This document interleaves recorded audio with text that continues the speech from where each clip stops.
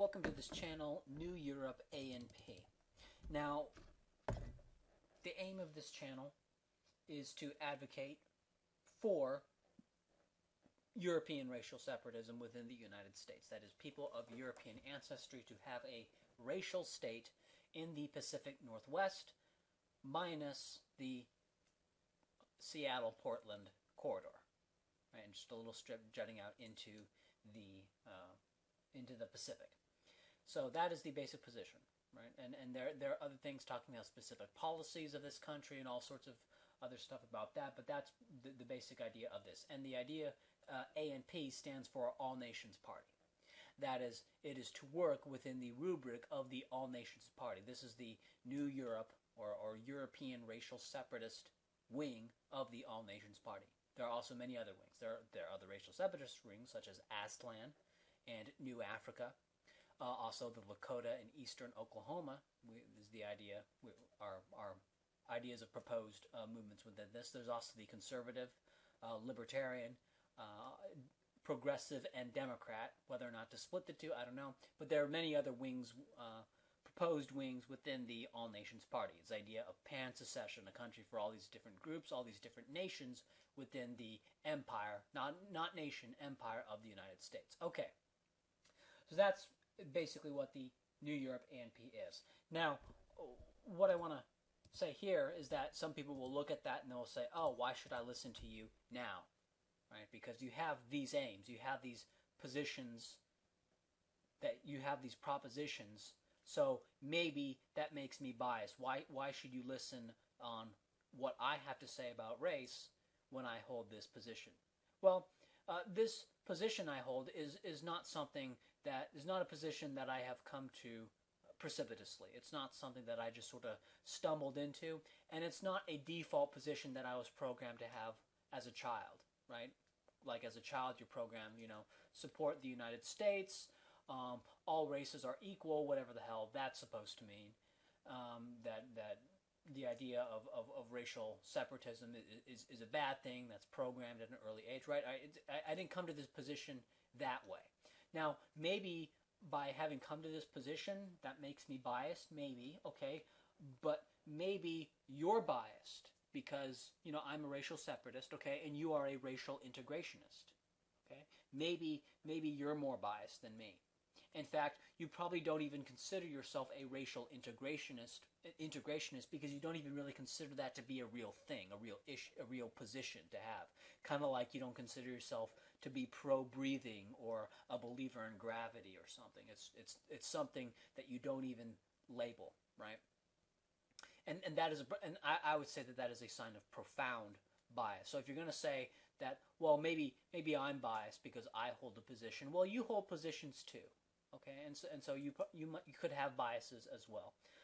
In posting comments, the comment policy on this channel, I've had channels where I've had like really strict comment policies, and they break down in reality. Ultimately, the comment policy is my whim. Now, my whim, what is my whim? Well, I'm interested in good faith. Okay, and I've been doing, sadly, I've been doing YouTube and blog and stuff like this for years, so I can tell. Like if you're not posting comments in good faith, so don't fake it. Don't fuck around. Don't fake it. Be in good faith. If you're not really in good faith, I'm going to be able to tell, and you're not going to be able to fool me. Okay, so post comments in good faith, right? And if you don't know what good faith means, look it up. Just things to look out for when you post the comments. Be aware of social proof, right? Look at the people around you, what they're saying, and take in mind that, oh, there's a lot of people saying X, maybe I should grade against the social proof effect that what they're saying is going to have, right? Look at social proof. Look at authority. What are the authorities that you hold? What are they saying? And think about, and when you think about what the authorities are saying, well, do the Soviet Union test. What if, if you're going to appeal to authorities, well, what if someone in the Soviet Union tried to do the same thing? They appealed to the same kinds of authorities. What kind of answers would they get in that historical context, right? So when you appeal to authority, say, well, this works, or I think this works for the U.S., but what if somebody was appealing to the authorities in the Soviet Union? What would those authorities say? Okay, or the authorities in Maoist China, what would those authorities say? Or in medieval Europe, what would those authorities say? So whenever you appeal to authorities, really think about, well, you know, understand that you exist at a point in history. You don't exist at the end of history. All right, broaden your horizons. Right, this isn't the end of history. This is a point in history, and at this point in history, there are dominant ideologies which did not exist in the past and will not dominate in the future. Okay, you exist at a point in history. Keep that in mind whenever you try to make an appeal to authority. Third is check your public commitments, okay? Because when you make a public commitment to a position, people tend to become more strongly wedded to that position, and they'll argue that for that position far stronger than if they had not made a public commitment, all else being equal. All right, so check your public commitments. I know I have made a public commitment right here to racial separatism, a very strong public commitment. But in my history, I have proven myself to make hard ideological changes even after spending years advocating for them. So I believe that I am proven capable of overcoming the public commitment effect, right? So whereas most people just have not. And if you're just a stranger, just a random commenter here, you definitely have not proven yourself capable of overcoming public commitment. And fourth is people have a consistency of themselves. Like a lot of people see themselves as, most people today, they see themselves as not racist, whatever they mean by their personal definition of racism. They see themselves as not racist.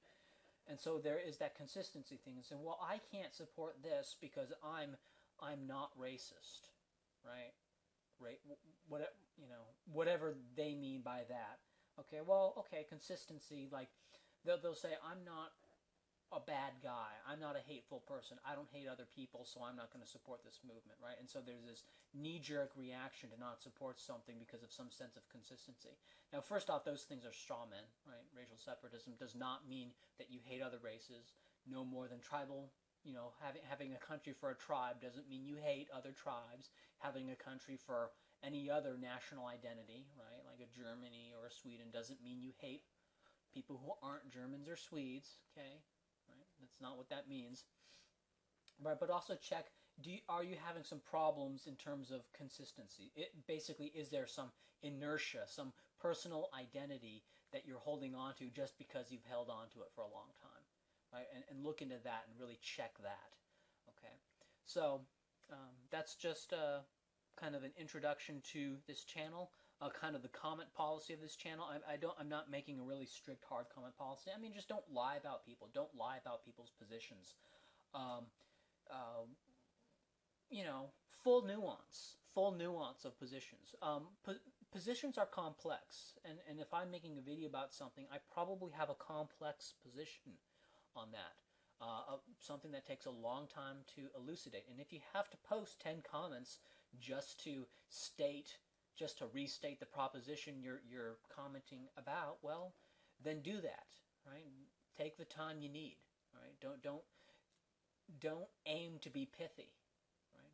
Full nuance, and the full weight of people's arguments. And what are some examples? For example, if I say that there is a general correlation between brain size and IQ in humans, okay. That doesn't necessarily mean that I believe that Eskimos are going to have higher IQs than East Asians because they have bigger brains, all right? Those statements don't follow, right? And so don't assume that just because I said bigger brains tend to have higher IQs in humans, that I believe that any population with a bigger brain is going to have a higher IQ, all right?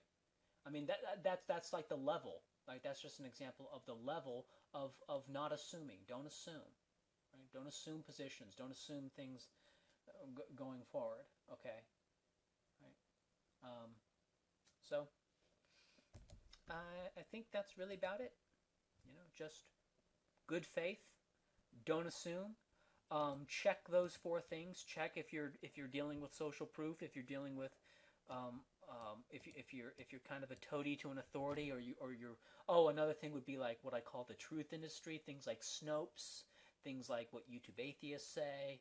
Okay, Yeah. Beware of those kinds of phony authorities. Um, Beware of public commitments. Check your public commitments, and check your desire to be consistent and how that may be impeding your intellectual progress. All right, so that's just what I wanted to say here, and that's the end of this kind of intro video to this channel.